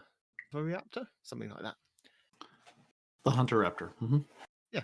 Also known as a ship model that you probably have 27 ships of, but this one is different. And it's different exotic. color. Yeah, it's a different color. But you can also put a shader on it. Yeah. to change the color to make it look like every other ordinary ship. Exotic ships are the most pointless thing in this game. They could be so much better. They They could be could. so much better. Like I don't know. Maybe if you could like get in the cockpit and look around or something. I don't even know. I have no way to explain how they could be better. I just know that making a ship exotic that somebody only ever sees in orbit, and they don't even know if it's exotic if they see it in orbit unless they know the exact ship, is pointless. Put a helm in the ship. Give me a reason to do something. Let me bring my fire. Something, yeah. Let me bring my friends into my ship. There you go. Bam. Whenever you get a party, the party leader, you all go into his ship to go into an activity. That would make sense. That Also, would make sense for Destiny 3. I really want the other two characters or any other characters you have on your account to be vendors on the ship. One can be a postmaster, one can be a vault access or something. Have them be vendors on the ship while they're not being played. Put them to work. Yeah. Nice. So, like, as you're traveling, instead of opening a menu, you just walk up to the vendor and do your thing, or Like, if you need to go to your postmaster and you're just in your ship in orbit, walk over to in your case, walk over to your Titan and be like, "Hey Titan, what came in the mail?" And Titan will be like, "Here you go, sir. Here's your mail for the week." You've got mail. Walk over to your Warlock and be like, "Hey Warlock, I need to go pick up some bounties or something," or whatever the other thing is. Vault access. Hey Warlock, I need to get my vault. Warlock's like, "Here you go, sir. Here's things from the vault." Put them to I'm work. not sure who I trust less with my vault, my Titan or my Warlock. I figure it's a 50 or my mail. shot. Not my vault, my mail. Right? I mean, the Titan just has to hold the mail. The Warlock has to go like search through the vault for things. So I figured, in your eyes, that would be a worthy Titan task of just standing there being a mailbox. Yeah, Not even delivering the mail to you, but just holding the mail he I'm received. about him getting the mail to act as said mailbox. You know what I mean? Yeah. Anyway, Imagine if you're one of these. Imagine if you're one of these players that has got every character is like a hunter or every character is a Titan. It's probably a bit like multiplicity. That you're just speaking to yourself. Oh, hello, you. How are you doing? What have you been doing today? Oh, I've been doing nothing today. Yeah, I have the same armor, same weapons. Yeah, same everything. You're Michael Keaton, basically. You're all Michael Keaton, all doing different jobs. Which is a good. Oh, wow, that was way off. Which is a good God, man. Why are you hitting so hard? I'm sorry, guys. Stop hitting yourself. Stop hitting yourself. Right? So I think it's about time to report in because it's time for the Peroty's player support report. Yeah. So we have a trusted group of player support experts with important information on known issues and upcoming fixes. So the Lightseeker, with the release of hotfix 3.1.0.2 earlier this week, they resolved the issue where the Lightseeker Triumph was not completing for players after they found all the weekly Bird of Prey quest things. Yeah, I guess feathers is a word. So players should be aware that this Triumph will not reward retroactively, so you're going to have to go do it again. So if you spent your time looking for feathers, go do it again. Seek more light. It should actually work this time. Maybe, if you're lucky. Feathers reacquirable after you've completed it all. Something I need. Yeah, I need to find that out because maybe I completed the quest, got the ship, got the gun, did everything solo. So every time I ran it back through, there were no more feathers to collect. Maybe you have to. Sounds like you just answered your own question. Yes, but maybe if they've reactivated the feathers, maybe you can go back in and get them. Yeah, maybe the feathers are there, or maybe something else to do next week. Sorry. No, you don't. Maybe because it's the feathers of the Bird of Prey quest. I don't know what the steps are to it. Maybe you have to pick up the quest again, or restart the quest, or maybe they reset the quest progress. I don't know. I haven't touched it, and neither should you, because it's not worth your time. Thank you. We're currently investigating an issue where owners of the Beyond Light Digital Edition can't equip their Frozen in Time ornament for the No Time to Explain Pulse Rifle. They'll tell you more when they figure it out. Don't worry about it. Trials of Osiris, it's disabled. They're investigating issues. It'll be unavailable. It's unavailable this weekend. It'll be unavailable next weekend. They'll tell you more when it will be available again sometime in the future. Maybe. With Beyond Light released, one of the changes they made in D2 was the addition of the Quest Archive. It will hold all of your abandoned, lost, or uncompleted quests, not in your current inventory. If you're looking for them, they're in the Quest Archive, which is near the Postmaster in the tower. So to find this, because no one knows it exists or where it is, stare at the postmaster, turn left 90 degrees, and just walk along that wall until you smack into another wall. There's a quest kiosk there. That's where your quests are. It's where they live. It's also where you can pick up the New Light quest if you want to sort of play through that experience of the New Light quest experience. It lives there too. There's some known issues. Have you done the New Light quest? I did. I started it last season, learned that it was bugged, so I'm finishing it this season. When you started, do you keep all the weapons and armor you have now, or do they strip everything away from you? You keep everything you have now. It just plays you through the quest line and walks you through how the game works. Fair enough. So known issues. Cabal Gold doesn't drop from raid or dungeon completions. Swapping between Challenger medallions or Cabal runes in the hammer does not refund the currencies used. No. Go back. Cabal Gold does not drop from raid or dungeon completions. I've seen Respawn go to a chest today in the Garden of Salvation and get Cabal Gold. So that is a lie. Yeah. He got 8 gold from going to the chest from doing the first encounter. Sure did. Then I will say Cabal Gold does not drop sometimes from raid or dungeon completion. Sometimes, unless you're Respawn. Yes. Respawn gets the special privilege. Doo-da, doo-da. If you're looking for the region chest in Watcher's Grave on Essus, it's not appearing for players as intended. And some Crucible Gold matches are no longer being recorded on emblem trackers. I'm sorry, Crucible Gold medals. Try that again. Some Crucible Gold medals are no longer being recorded on emblem trackers. So if you did a thing and you want to show off the thing, you can't show off the thing anymore. Ooh, almost like somebody's 2500 Iron Burden kill. No, that's still on there. I know that's still on. Yeah, no, that one's good. So yeah, again, we'll link the known issues article. There's a help form. If you find a bug, you see a bug, or you think you might have hit a bug, go check that out because that's where all the bugs live. And this is I'm going to tell you guys this week, you should go check out trials.report. It's a website that normally is completely useless to all of us who don't play Trials. But there's also a beta there, and I'm looking for the link of it's basically, I think it's a Crucible report. I think it's crucible.report, where they sort of have in beta, like basically, Trials report, it gives you like your trial stats and specs, and here's all the good Trials things you did this week, the Trials meta, all that stuff. Well, they now have a beta one for Crucible that'll show you like your KD and metas and things using the Crucible. So Trials report might actually be useful for those of us who aren't Trials players. And you do have to sign in with your Bungie ID to, actually have it find your information and your stats on the game. So if you're interested in playing with that, it's worth checking out, even if you're not a Trials player. Is it really? It is. I thought it was interesting. I'm just a big fan of the work these guys do, and I mean, just the guys behind Trials Report do a ton of work, and I just appreciate their work. So, being able to see that level of stats and breakdown for Crucible stuff, I thought was interesting. And you said it works for all Crucible or just Trials? All Crucible, like the Trials Report site forever has been nothing but Trials. But the Crucible report is at beta.crucible.report. That's the URL for it. So if you go there, you can slap in your gamer tag, slap in your platform, and it will give you beautiful, lovely stats on your Crucible gameplay.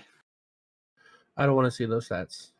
Not in Destiny. So you can look at your overall, your Iron Banner, your Trials, or your competitive stats. Your KD, how many gold medals you have, the number of hours you've wasted in the Crucible. It does have a nice breakdown of like the number of gold medals you have, the percentage of each kind of weapon you used. So if you're wondering, do I get all of my kills with a single weapon like Telesto? Maybe the answer is yes. So beta.crucible.report. It's worth looking at. It's fun. It's lovely. And that's the end of the known issues. I don't know why I threw that at the end of what reminded me of it, but. And there's some cool artists of the week and movies of the week for you to check out on the TWAB. But that's it. That's the TWAB for this week. It's a nice, short and sweet one. Not too much information because I think they overloaded us last week. Right. TWAB. That's the TWAB. All right, now we're looking for my stuff. While Respawn's looking for his stuff, I managed to do a clear. Oh, what's happened? Not the right stuff. The hang up button. Nope, that's the wrong one. I managed to do my solo flawless clear of the Glycon, the Presage mission this week on a normal difficulty. Good job, buddy. Yeah. The bit that I was most scared about doing wasn't anything to do with the fighting. It was the jumping bit at the beginning of the ship. Every single time when I tried it with my Warlock initially, when I did it a couple of weeks ago, I kept bumping my head and just falling down. Oh, don't do it with a Warlock, you psychopath. No, I did it with my Titan this week. I thought Titan, that can easily just glide across. So yeah, he was easy. And even to the last jump, I was like still panicking. My heart was, I was getting palpitations, like just trying to get to the last bit. It's like, yes, I've made it inside. I know how to choose the trash compactor. I'm golden. So yeah, I was able to get that done. That was good fun doing that by myself. That was fun. You Yeah. use the F word. Okay. I enjoy it. I have tried so many times to solo flawless the Shattered Throne dungeon, and that blooming ogre gets me every single time to the point I've given up now. But little things like this that I can do solo, like the Harbinger mission, like the Glycon mission, I have so much fun trying to do it because I'm not an Ebontis, I'm not an esoteric, but I do have fun at trying to get these hidden triumphs or these triumphs that are available. So yeah. But you are a houndish, and that's why we love you. Right. Speaking of which, you put out a pretty good video this week. Was it anything to do with Destiny, or was it to do with Outriders? Why are you thinking about it?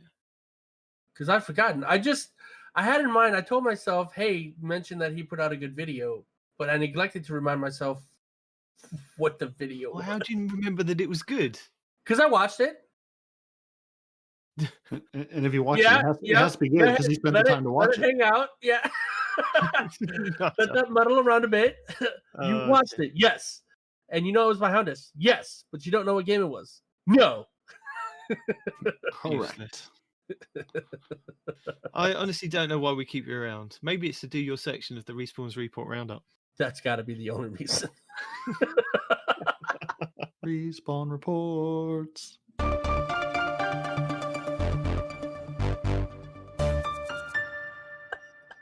Let's be honest here. I may have a pretty face, but nobody can see it. All right, anyway. So, Bungie help. Players who pre-order the International Women's Day collectible pin from the Bungie store will receive an email containing the code for the associated emblem at a later date. Stay tuned for more info. Why is this so small? There we go. From the bottom up, right? Hashtag Team Dino, Neanderthals, Wilbur, Lola Bunny. Y'all Destiny fans are wild. Love to see it. Huh? Good context. That's the whole thing from the bottom up, right? It says like 44 retweets, yada, yada, yada. The first one is Team Dino. Second one is Neanderthals. Next one is Wilbur. Last one is Lola Bunny. And then it just says at Griffin Bennett. At Griffin Bennett, y'all are the best. Y'all Destiny fans are wild. And then he says hashtag Team Dino, love to see it. Like what is the context there? What am I missing?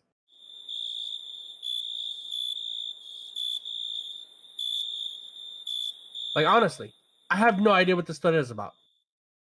So this is a list of trending things on Twitter. Oh, okay. And they're pointing out that in all of the trending things on Twitter, Team Dino is one of the things that was trending in gaming. It's trending with Team Monster. So just showing that enough people were using the Team Dino and Team Monster hashtags that it bubbled up at the top of Twitter land. Well, how come Team Monster's not on here? Why do I see Team Dino? Because more people are on Team Dino than Team Monster. No! That's why Team Dino was trending and Team Monster was not. No! It was trending with that. It was related, but it was not as good. Man, now I'm upset because I already know. If that's already trending, man, Well, we'll see. It's because you No, haven't bothered to vote till now, and you're not on Twitter trending Team Monster because Team Monsters don't use Twitter, so that's their loss. Yeah. Sad face of doom. Oh well. All right. So that is what it is. Last thing. Cosmo. Oh, sorry. Hold on. This one you got to read the other way. Okay. This is from Luca King. It looks like a reply. Can we get some news about Dune Marcher's perk linear actuators? Is it bugged right now, or has it been stealth nerfed? Because despite showing that the perk is active, it doesn't proc always, and it just kind of does it every once in a while. Cosmo replied, "It's a known issue. Currently working on a fix. Take a drink." I don't know. Is that drink worthy? No, he just answered the guy's question. All right, take it back. You don't get a drink. Yeah. He did not pass on to the team. In fact, if our dear friend had listened to the show, he would know this is a known issue because we know it's a known issue. We told you it's a known issue. Yep. And that looks like that's it. There we go. There we go. And now someone should have watched some YouTube this week to tell us what happened on YouTube, because I'm sure something happened on YouTube, and no team's going to tell us all about it. Yeah, actually, while we do that, I'm going to look for that video from you that I mentioned, but forgot what it was about. Let's see. There's my YouTube. There is... I'm subscribed to you, by the way, if you didn't know. Or Nitedemon is not going to tell us about all his videos, and he's going to keep it a secret. So, hang on a second. I'm just looking up how many 25 euros is to the pound. Very good. Well, while you do that, I did watch one video this week, and I wanted to plug it for a number of reasons. Ascendant Nomad put out, how to become a consistent player, because we can, we've said before and said again, it'd be nice if people were out there, continuing to do things like how to get better at this game. Here's some tips you can use, not just watch me do this crazy thing in the game. And Ascendant Nomad, our Crucible Doctor, is telling us how to become a better player, how to become a more consistent player. And if you want to enjoy a nice long, more than 10 minutes with the Crucible Doctor, you guys should go head over to Guardian Downcast, because they had a lovely 3-hour video or 3-hour interview with him about the game and Crucible Doctoring, and it's worth your time. So our lovely friend Gator, who was here last week, who's making the rounds this week, he was on Guardian Hub this week as well. So Gator's everywhere. Yeah. And trader. So they talked to Ascendant Nomad for a good deep dive on all things Destiny. So go listen to that show if you want more Crucible Nomad in your ear. Crucible Nomad. Nomads. Crucible Nomad. Ascendant Nomad. Jesus. And this is why we don't plug things, or I don't do things. It's just not. It's not good. Mm-mm. Also, Ascendant Nomad, you're now Crucible Nomad. I need you to rebrand. Just get on that. A little bit. When you get to it. Also, it was the TWAB. The TWAB was the good video I was talking about. You're a donut. Well, I found it. That counts. Something counts. Not me. I failed. So how many pounds are to the dollar? Yeah. And what is 25 pounds? 25 euros is £22 to get the Bungie pin. Very good. Wow. International Women's Day pin. That's a pretty expensive pin. Yeah, for you guys, it's only $15.99. Oh no, that's the euros. $16 US. $16, yeah. Yeah. I don't know why I'm laughing. Yeah, I don't know either. Funny. So did they stealth nerf your favorite mods? The shotgun is gone. The shotgun ammo finder. Not you. Not your favorite mods. Sad not face. nerf. What are you talking about? Talking about whether Error says they stealth nerfed his favorite. Oh, yes. I thought you said your, like YOUR. Error. Yeah, this I found quite interesting.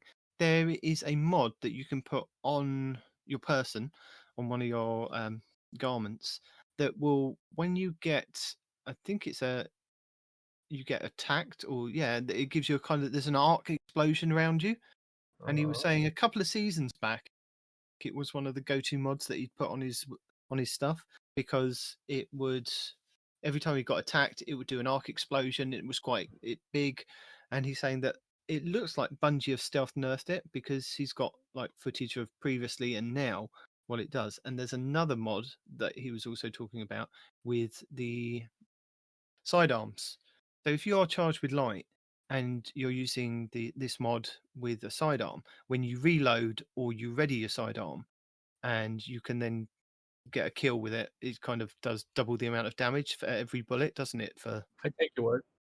I haven't Yeah, used it, but yeah, go ahead. do you remember how this mod was really amazing when it came out? Yeah. not? Oh, that. Yeah. Okay. Okay. I think I know what you're talking about. I can't remember what it's actually called, but he was saying that again, he feels that this has been nerfed as well, and he's got like footage of like before and after. So Pre I and thought it was post, quite yeah. interesting for anybody that has or does use these mods, because Bungie haven't actually come out and said that these have kind of been patched or downgraded, but Eros noticed them because he uses them quite regularly. So if you are interested in what it was doing and what it is now doing, there's that to check out. But Does then he go also over every mod or just a few of them? just those two mods that he's noticed. Okay. And then iFrostbolt put out, I think it was literally the same day, the Devil's Ruin with the same mod that Eros says that has been nerfed, but he's used it in PvP, so it's still kind of viable.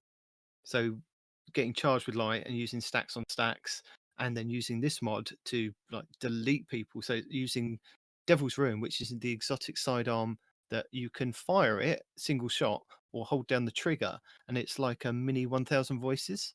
So he was deleting people in, I think it was Iron Banner at the time, and having real good fun with it. So if you are a sidearm user and you can get charged with light and use this, it's quite a cool build. I believe he was using it on a warlock as well. I think it was Top Tree Warlock for Sunbreaker. Yeah, so that was good fun to see, because I used the sidearm from the Iron Banner. I can't remember what it's called at the moment, but it's Oh, the full auto one? the Suros one. That's the full auto. Yeah, that one's so good. I've got one that is really cool. It's got like two perks that really synergize with each other. I think it's let me just find it. Yeah, look it up. You talked about it. You got to find it. I am. It has pulse monitor, so it automatically reloads the magazine and improves weapon handling when critically wounded, even when this weapon is stowed. It also then has Eye of the Storm, so this weapon becomes more accurate and boosts handling as your health gets lowered. So I get better accuracy and better handling with the pulse monitor, and automatically reloading some of the magazine when I'm getting critically wounded. So with a magazine of 21, it's going up to something like 35 if I'm continually getting wounded and staying kind of in damage. So it's really good for certain situations. Some people kind of really damage you and you pull that out. It's really fast, does a lot of damage. So yeah, it's also got ricochet rounds on it, and you can still get that from the Iron Banner. So it's called the Fool's Remedy. Really worth kind of looking out for, because it's literally just hold down the trigger and it's automatic firing. And then Cool Guy has got his bottom dollar versus Igneous Hammer Adept full 69 to 100 range chart. So if you are interested in which one is the best, and you can get both, it's probably worth checking out. If you can't get both, it might be just worth checking out what the bottom dollar can do versus.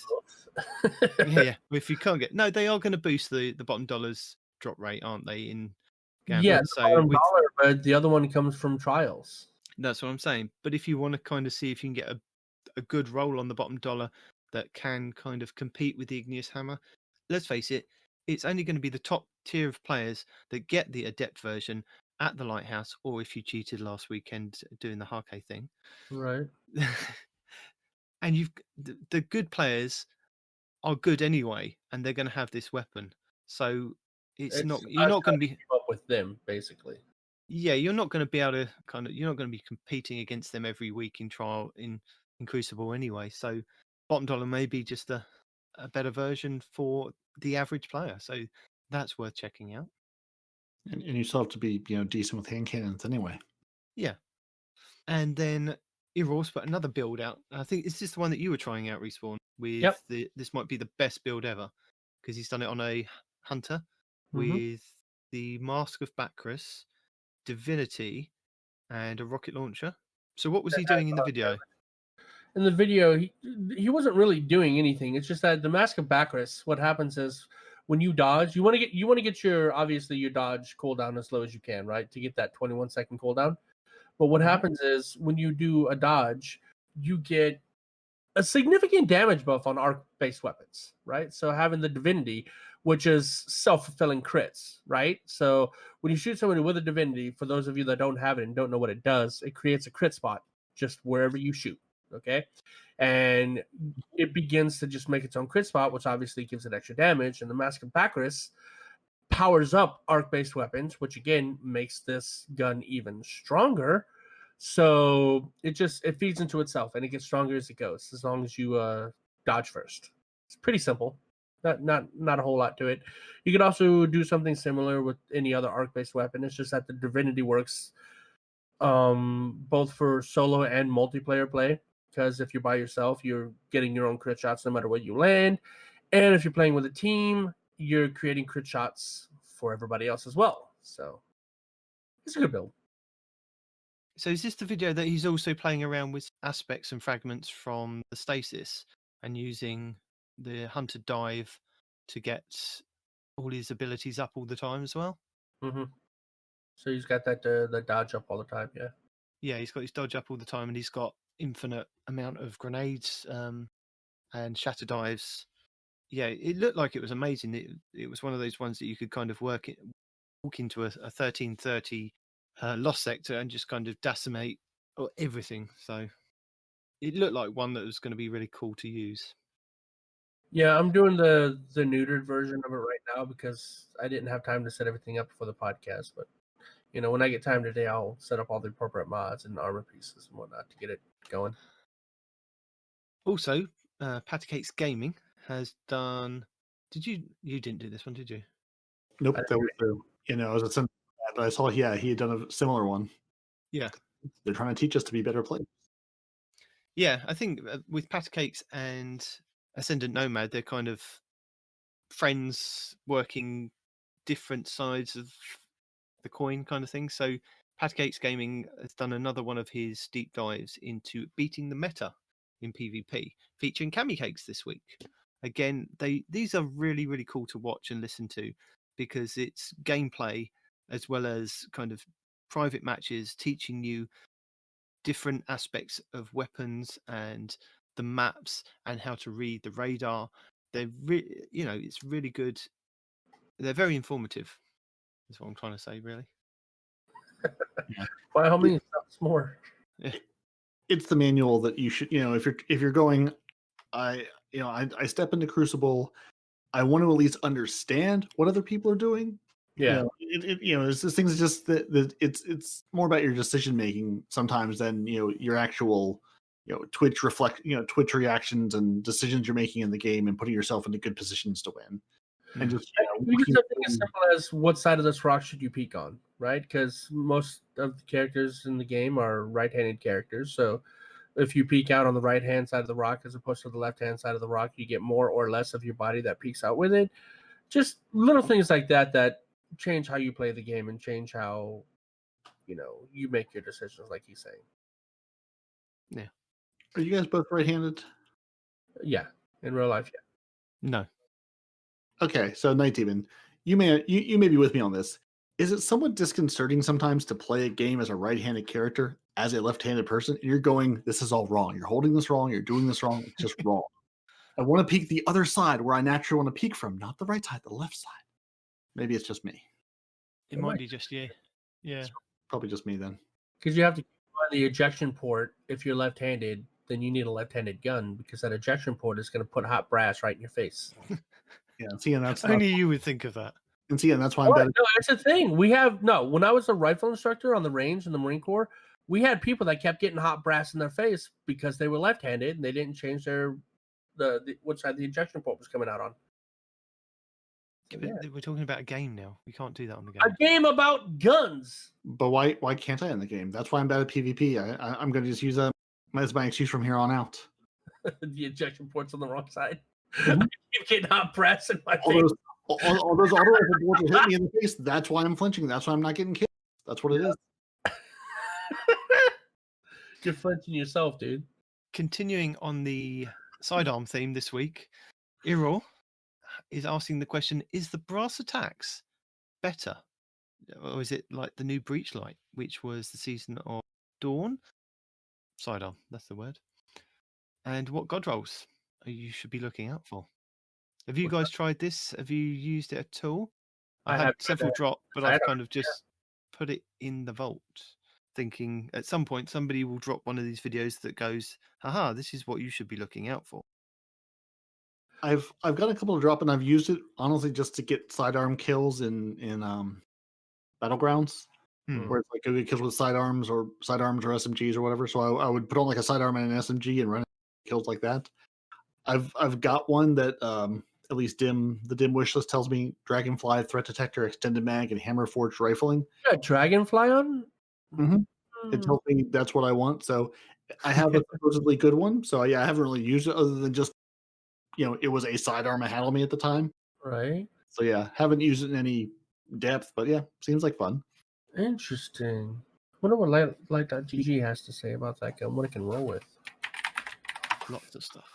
Yeah. And finally, Abby Hour has the hidden cache for Presage Week 3, if you're interested in seeing that. And that's it for my tips, tricks, guides, and builds this week, because I've just been enjoying playing the game. I haven't really sat and watched many videos this week of different things. Been playing instead of watching. I envy you. Right? I've been working. It looks like Rapid Hit, Rampage, Rapid Hit, Dragonfly. Well, Respawn looks up all the things like gun control. I'm going to tell you that thank you for joining us. Your Titans are Peroty and Nitedemon. Your hunter is known in Respawn's in real life. Your lore scribe out in the mists is not Arf, looking for more stories to bring back to us. You can email the show at twotitansandahunter@hotmail.com. You can find the show on Twitter at twotitans_hunter. We're on Instagram and Facebook. Really just, go to your search engine, type in 2 Titans and a Hunter. You'll find us. We're all on Xbox Live, Respawn's on PC. Listen to the show on Apple Podcasts, Google Play, Spotify, and everywhere fine podcasts are sold. And when Crossplay comes, you'll find us everywhere. Everywhere. Watching you, standing behind me, getting hit in the face with hot wax. With that chance, say goodbye.